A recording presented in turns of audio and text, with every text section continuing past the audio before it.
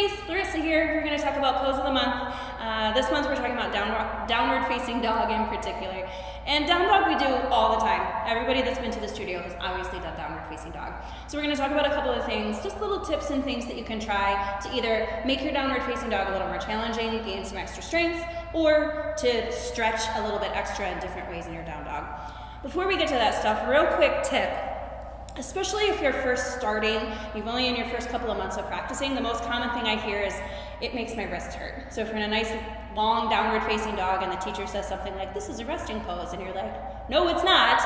If you're feeling that pressure on your wrist, what you're gonna do is you'll just bring an extra hand towel, and I just folded it in half, roll it up, and you'll just leave it at the front of your mat. You don't have to move it for the rest of the time.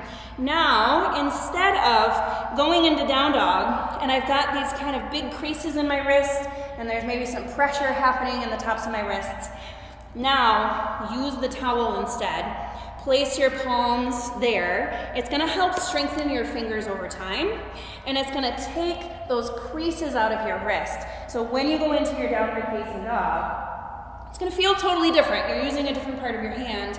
You're gonna, over time, strengthen your hands, take that pressure out of your wrist. Eventually, you'll be able to slide that towel out of the way and use your entire hand rather than dumping into your wrist, which is pretty common, especially when you first start practicing.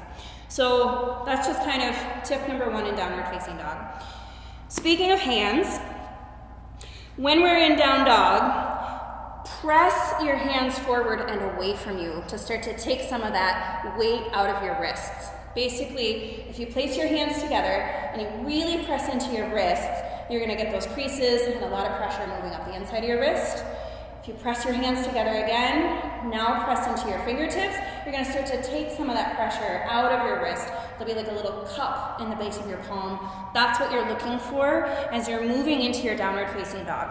So instead of down dog sometimes start like this, you wanna start to move more this direction, less pressure on your wrists.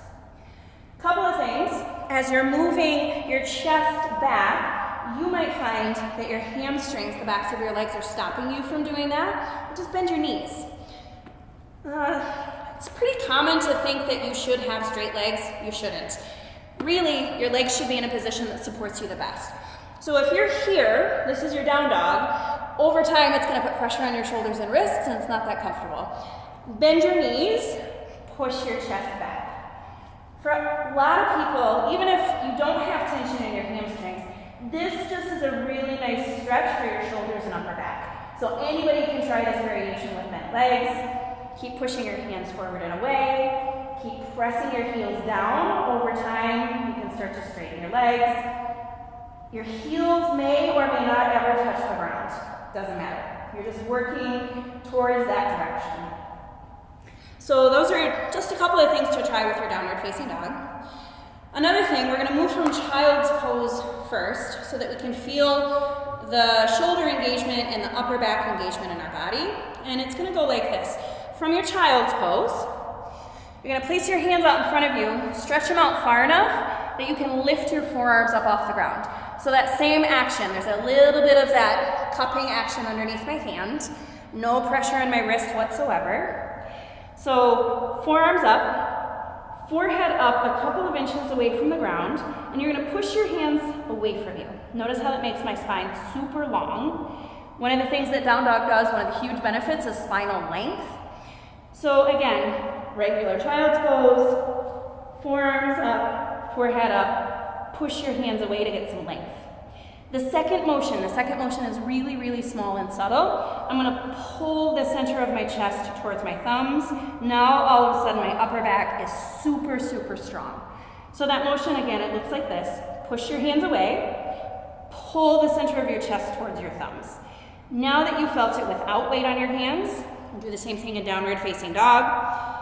Hands underneath shoulders, knees underneath hips, flip your toes, press back to downward facing dog. So I'm going to push my hands away, and then I'm going to pull the center of my chest towards my thumbs. You can probably see how there's a huge shift in my upper body as I do that. And that's really, really strengthening your upper back, right between your shoulder blades and the tops of your shoulders.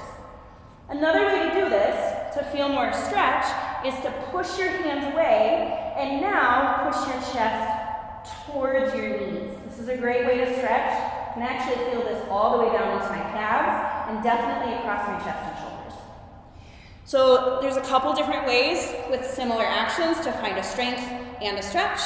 And then final little thing you can play with in your down dog is to stretch the sides of your body as well. So same thing, wrists under shoulders, knees under hips, downward facing dog. In this case, we're gonna come way up to our tiptoes and we're gonna shift our heels to one side and really start to feel a stretch through this side of your body. You can come up to fingertips. The more you push away and lift your hips up and back, the more stretch you feel. You can do the same thing on the opposite side. Feel that little stretch.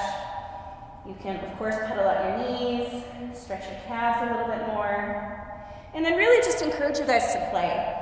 So if you lift up onto your toes and you find that gives you more access to bend your knees and find spinal length, excellent. That could be your downward facing dog. There's no exact perfect way to do down dog. The little things, starting with your joints stacked, that's a great way to find your downward facing dog. Knees under hips, joints stacked, that's a great start. When you get here, you might actually go more comfortable with a short downward facing dog. Totally works. You might find you want to do a long downward facing dog. The point is, however your body is put together, and however the 36 people or the thousands of people that are doing yoga around you, there's that many ways to do downward facing dog. Hey everybody, thanks so much for watching. Hopefully this content was helpful in growing your yoga practice. Anytime you have questions, please ask. Grab a teacher, grab an assistant in the studio. We're more than happy to help. Thanks so much.